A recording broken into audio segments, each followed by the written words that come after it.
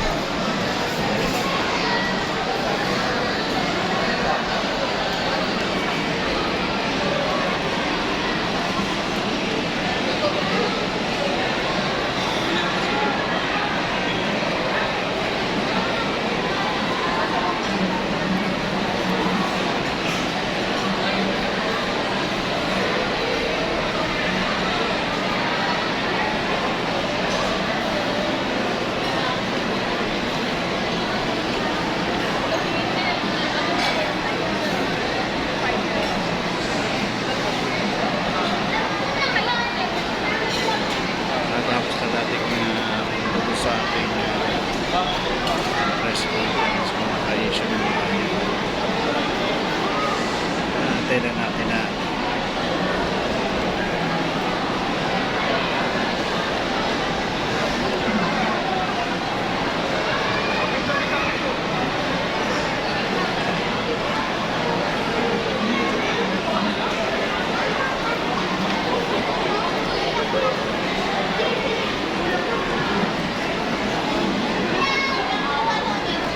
pumunta dito kay SM Santa.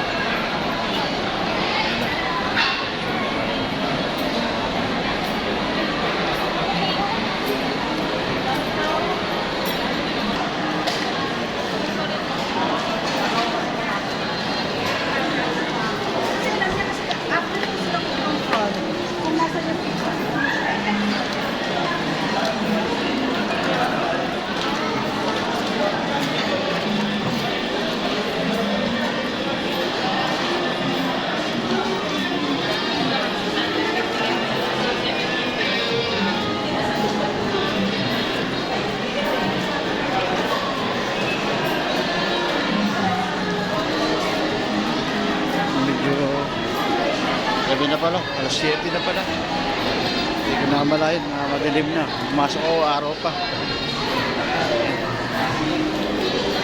Marami na mga kutik dito.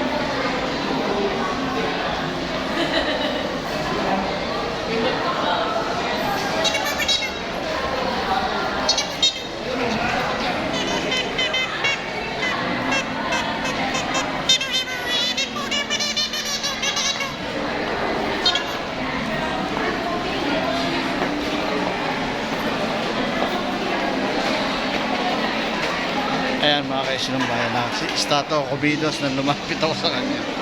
Ayan. Daming tao mga kaisinong bayan. Ay nako. Pinipilahan pa rin ang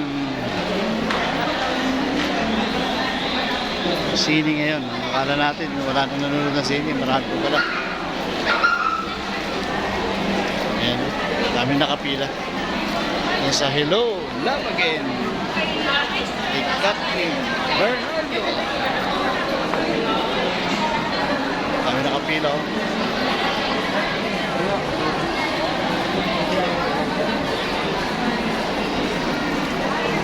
Ayan mga kaisyo.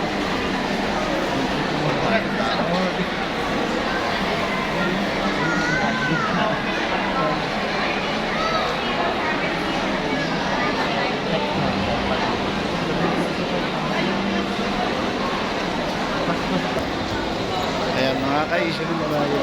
Ang puta oh. Puta.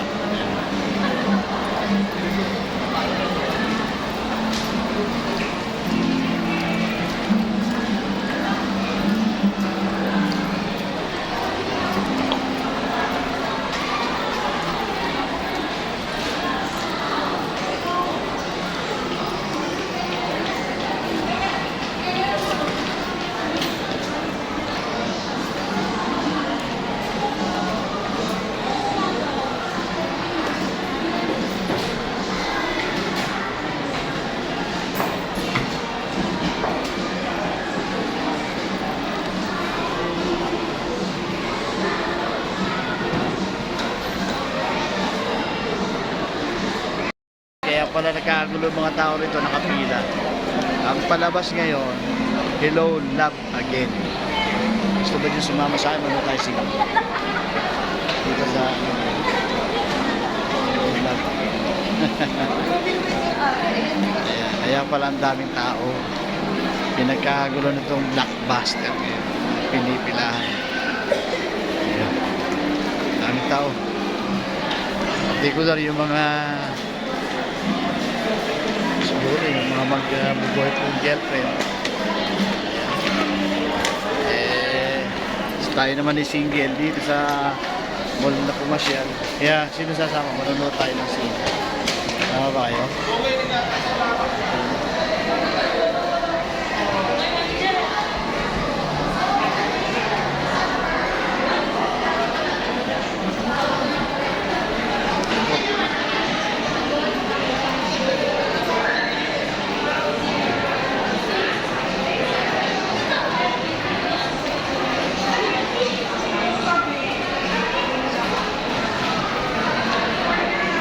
Tayo, silipin lang natin, baka natin na sana usapan na location yung mga meeting ko sa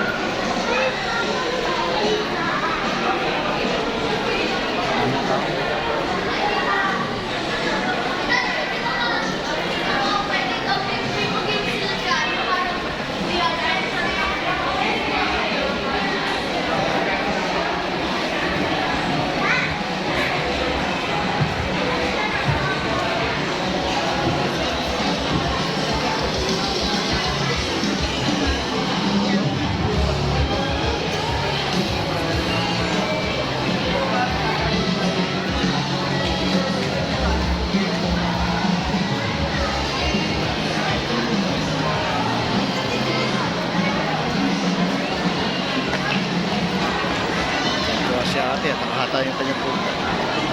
Ayun.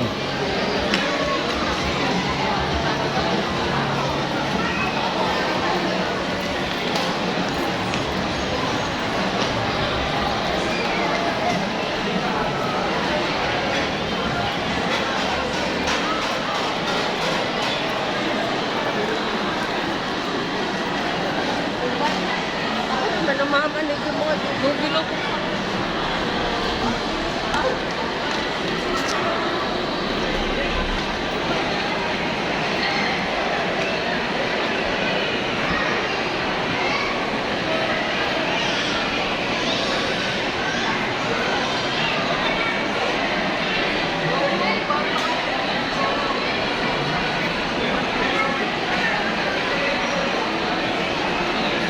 Sumakay ako rito sa hagdan na umaandar. Mga kaisyon ng bahay. Tumatakbong hagdan. Sinakyan ko rito.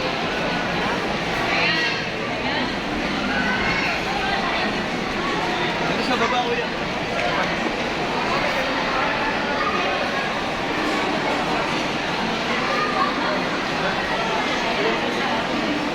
Pasko na rito. Simoy Pasko na. At saka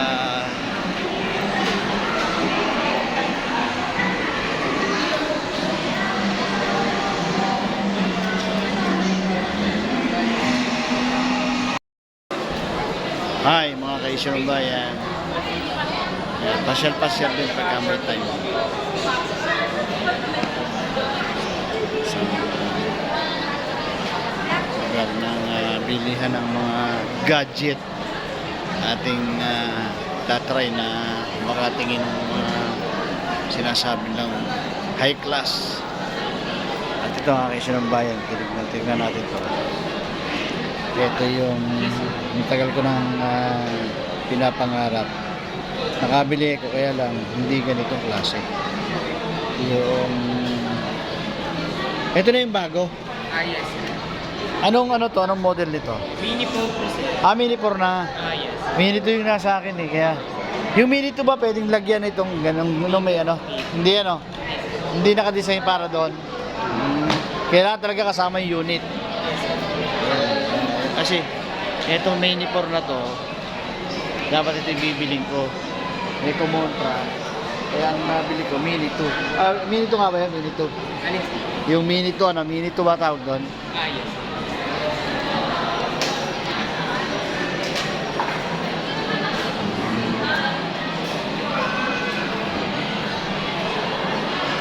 Magkano ngayon yung ganon? Anong unit sir? Ito, yung... Unipon? Ha? Unipon sir. Oo. May 61,000 sir. 61. Dati medyo nasa mata, 70 yata dati, no? Alin sir? Yung ito mini 4. Hindi sir, ganyan talaga. Yan talaga price niya. Ano yan? Yan na yung ano, pwedeng sumusunod sa'yo. Yes sir. Meron siyang ganyan. Follow move sir. Ah? Follow move sir, meron. Follow mo. Meron ka bang ano? Meron ka bang... Sige, ikot-ikot pa rin tayo.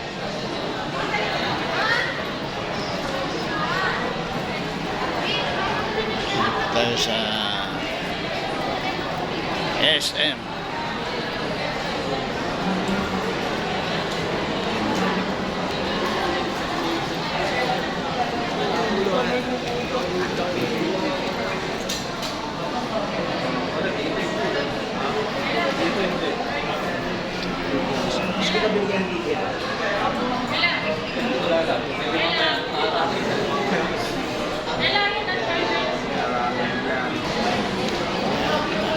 Ngayon. Parang walang bagyo. Diba? Maraming tao, mga kaisa ng bagyo. Saan tayo? Mangarap tayo.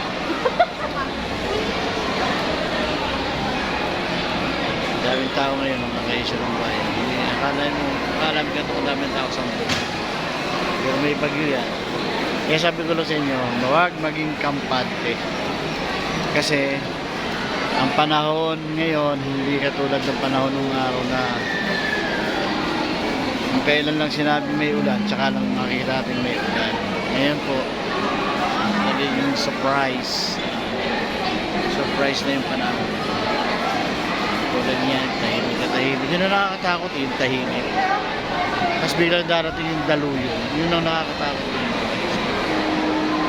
Kaya sabi ko sa inyo, mag-ingat at may pagkakataon pa na huwag nang antayin na medyo critical yung lalagayan at saka kilos ating masasabi. Kaya narito kami ngayon, meron lang kami importanteng nakausap ng tao, kaya natin medyo dapat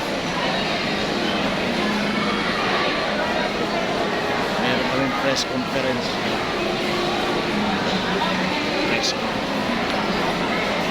At ang nakaraang araw nakadaong palad natin si Manong Senador Chavit Singson. Nagpunta sa Rizal at ayun nga nagmungkahin na si Manong Senador Chavit ay tatakbo bilang senador. Marami daw siyang tutulungan. Ang particular ay tinanong natin ay yung senior citizen at yung single parent. Saan daw siya? Malaki yung magiging benepisyo. Saan daw siya? Ibig sabihin, kaya natin tinanong yon, parang napapasin natin na kung ano pa yung mga programa at mga hindi natin nakikita na ginagawa ng iba. Kaya ang tinanong natin kung ang single parent ba ay magkakaroon ng mga benepisyo, particular yung tulad na sinasabi ng pension.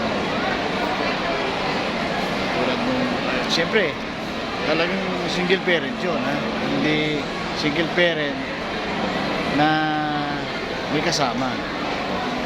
Tapos yung mga senior citizen, sinabi na rin natin baka yung edad ng mga magiging senior citizen medyo nakapix na naman yun. Tinanong na natin kung ang benepisyo ba na matatanggap ng mga senior citizen paano yung sistema kung sakaling siya at yung mga sabi niya sa kanyang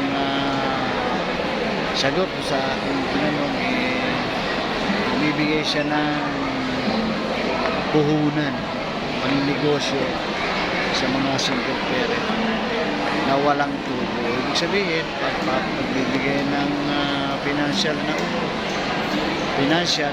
o pautang sa mga single parent.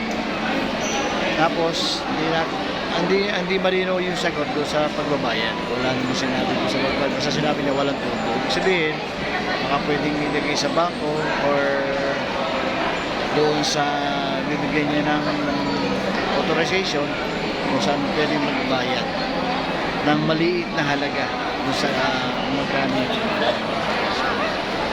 Dahil po tao, hindi niya po sa akin.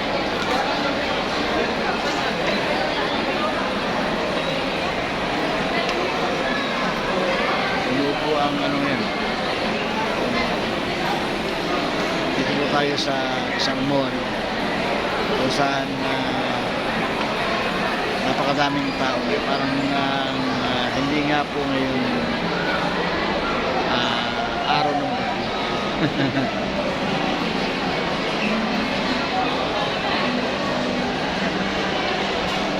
You know,